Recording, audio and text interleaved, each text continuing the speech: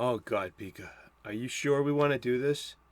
Listen, I have to be honest with you. I shoot the show a couple of days in advance. I got to, because making daily content can be a grind. You have to be organized.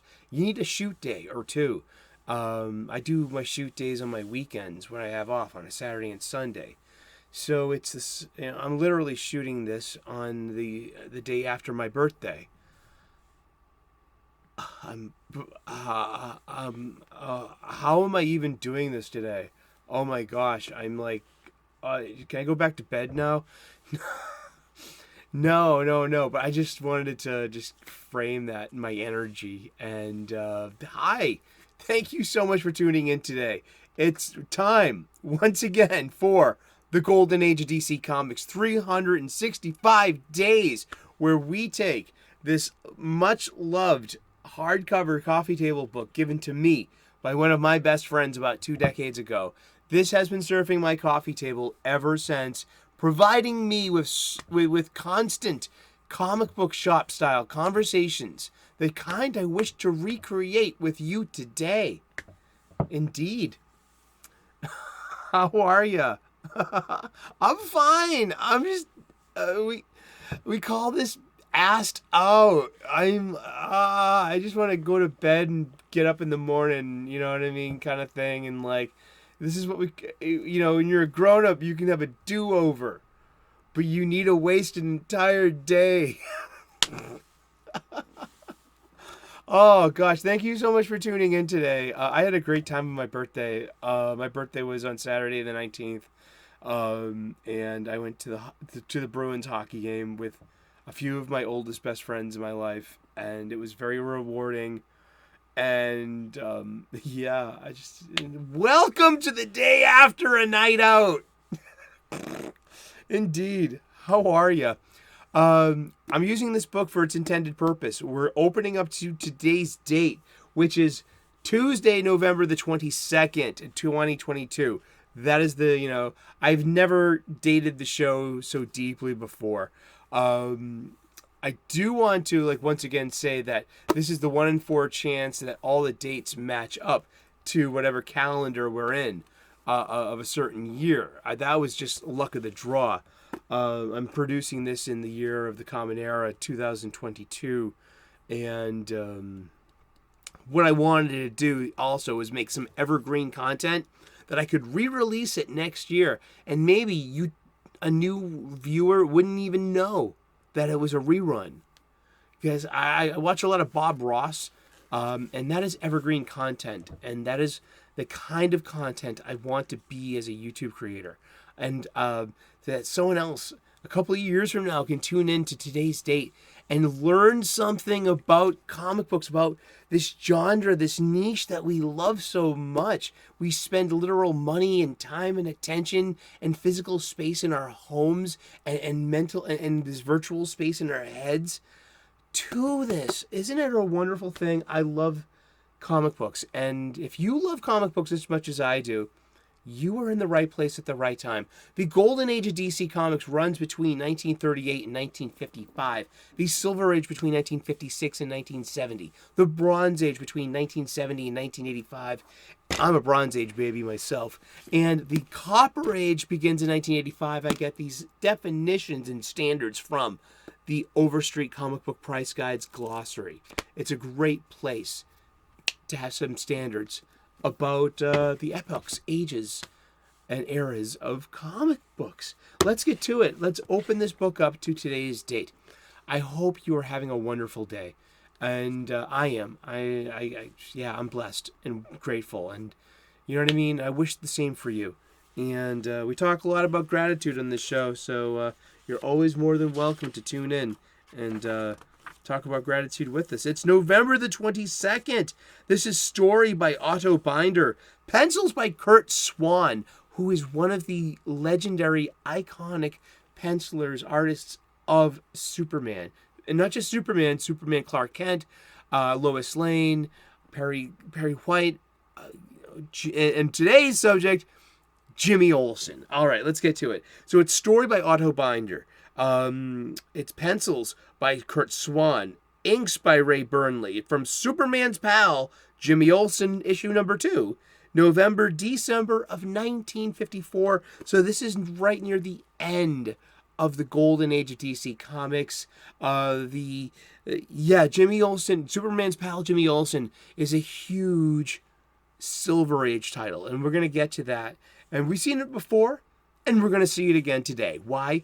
Because it's about comic books, and it's not about just repeating things and reusing. But comic books are about repeating things and reusing things. You know, even all of these golden age characters, you know, they're 82 years old at the oldest as of this production date. They're still being used, and they're robust, and they're doing their jobs. They're telling fantastic stories. And well, let's get to the art, and I'm going to read the blurb, and then we're going to look at the art. Okay. Aspiring newspaperman Jimmy Olsen. Jimmy Olsen's idol isn't Aspiring newspaperman Jimmy Olsen's idol isn't reporter Clark Kent. It's Superman, and he doesn't know about the secret identity. He never really does. Not like Lois does. Eventually, she does, because she marries him in the 90s. Okay. Aspiring newspaperman Jimmy Olsen. Aspiring newspaperman Jimmy Olsen's idol isn't reporter Clark Kent. It's Superman. In this story, Jimmy collects Superman souvenirs, and his famous expression seems to be super duper. So it's a dream come true for Jimmy when he develops superpowers. Unfortunately for him, not to mention the readers, the entire story turns out to be a dream. These whimsical stories were a training ground for artist Curt Swan, whose drawings would eventually make him the definitive delineator of Superman for future generations. Yeah, Curt Swan was drawing Superman all up. He was drawing from 1954 here, at least up until the early 1980s and around the Crisis time.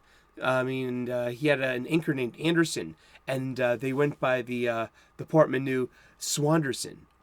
And I think it was Kurt Anderson. No, it was Curt Swan. I'm not going to get too ahead of myself. We haven't even looked at the art. Oh shit! Here, let's look at the art. It's most definitely from the splash page. Hello.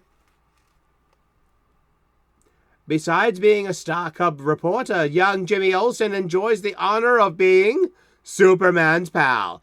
But still another exciting role awaits Jimmy when a strange quirk of fate gives him one of Superman's great powers, enabling him to become the Flying Jimmy Olsen. Your turn, Jimmy. Glad to take a rest while my understudy takes over. I'll get these crooks, pal. And look, once again, they're wearing fedoras and smart suits, and he's carrying an automatic. That's a .45. Remember, policemen carried revolvers, and only gangsters had automatic weapons. What was up with that? Was it a code of chivalry? I always heard a thing about revolvers that, you keep the first chamber empty, because that life you could save could be mine. Think about that. Chew on that for a minute. I'm not into guns. I saw gun violence when I was a kid, but I do believe in the Second Amendment and other people's rights to have a gun. Yeah, exactly. This show is produced in the United States of America.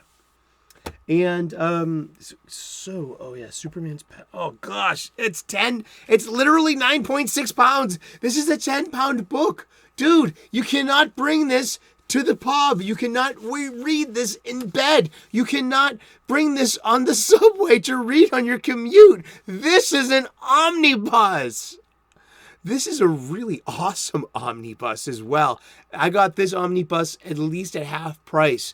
But it's so impractical. It really is. It's unreadable, which makes this an ironic funny book, But in this funny book, we have Jimmy Olsen. We have let's look at the table of contents here. We have Jimmy Olsen, Superman's pal, Jimmy Olsen, And it was given over to Jack the King Kirby when Jack Kirby came back over to DC Comics from Marvel for the second time. Really, it was like this big ping pong. Like Kirby and Simon and Kirby came over, as we know, in the Golden Age. First, they were at Timely Comics, helped invent Captain America, had some dispute, came over to like national publications and did like the newspaper Legion, and there are other things. We've covered it already, but eventually Simon and Kirby go back to Timely, which becomes Atlas, which then becomes Marvel Comics by the early 1960s, and then that's where they got their huge notoriety. So by the early 1970s, Jack Kirby comes back to DC Comics as it's like this like free agent signing. This is how would you grok this information? It was just a free agent signing, like a sports superstar. He was a sports superstar. He was this superstar of comic books. He was Jack Kirby. I mean, just this incredible art and these weird stories. It suited the zeitgeist, the age and the time of what was going on. It was about youth and counterculture, and it was about, there's a lot of like gruesome violence in here too, and but he took over a few titles, and one of them was Superman's pal Jimmy Olsen. So I got all these Superman's pal stories in this unreadable book. It takes a lot of effort to read this book, and it's not like it's a labor of love, because it's just beautiful. I mean, like, these are like fresh pages of nothing but Kirby art and dialogue. I mean, it was a flair for the overdramatic. It was a great time to be a storyteller, and of not just this visual storytelling. Look, that's Kirby Crackle. Those little round black dots. It's negative space, but it's like the pauses in an Elvis song. It's rock and roll. It is using it. That it has its own name now. It's called Kirby Crackle, and it's an energy effect, and it's something magical, something mystical, and something scientific. It's a union of all of them and none of them above. That's Jack Kirby, and that's why comic books are great, because it prepares your mind to have these fertile thoughts of imagination that you can think of stupid stuff like a man could fly. Indeed. And he's wearing red drawers over his blue tights. This guy right here, Jimmy Olsen's pal, Superman. We've been talking about comic books, and we're going to talk about comic books every day for the rest of the year. So tune in tomorrow, 3 p.m. U.S. Eastern, and we'll find out who we're talking about when we turn the page tomorrow. Please like and subscribe. I would love to earn your subscription. We make daily content here. We talk about comic books every day. We also make regular content. I talk about spirituality and purpose. I also do a lot of more cooking videos. I'm a professional chef. I should be making more cooking videos and turning you on to not just something good to read, so a couple of things that are good for your head. Some great fiction and some good eats. And maybe along the way, if you can figure out gratitude, because I did, and maybe like you'd be making positive YouTube content as well, I guess. I don't know. A lot of people are grateful, and I don't want to make a big deal about that, like some positive thing. No, I'm not. I have legendary rants. I mean, I feel like Anakin Skywalker. I have a dark side, and but I'm okay with it. Yet when it comes to making YouTube content, I want to, just remind ourselves of why we like this in the first place. If we can't find something new to revel in, then let's just open our minds and open our long boxes and open our imaginations and just let's talk about something else, for fuck's sake, please.